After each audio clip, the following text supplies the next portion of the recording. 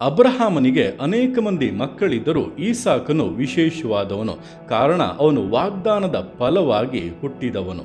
ಅಬ್ರಹಾಮನ ಜೀವಿತದಲ್ಲಿದ್ದಂಥ ಎಲ್ಲ ಉದ್ದೇಶಗಳು, ದೇವರ ಎಲ್ಲ ವಾಗ್ದಾನಗಳು ಈಸಾಕನ ಮೂಲಕವಾಗಿ ನೆರವೇರಿದವು. ನಮ್ಮ ವಿಷಯವಾಗಿ ದೇವರ ವಾಕ್ಯವು ಹೇಳುತ್ತದೆ, ನಾವು ಈಸಾಕನಂತೆ ವಾಗ್ದಾನದ ಫಲವಾಗಿ ಹುಟ್ಟಿದ ಮಕ್ಕಳಾಗಿದ್ದೇವೆ ಎಂಬುದಾಗಿ.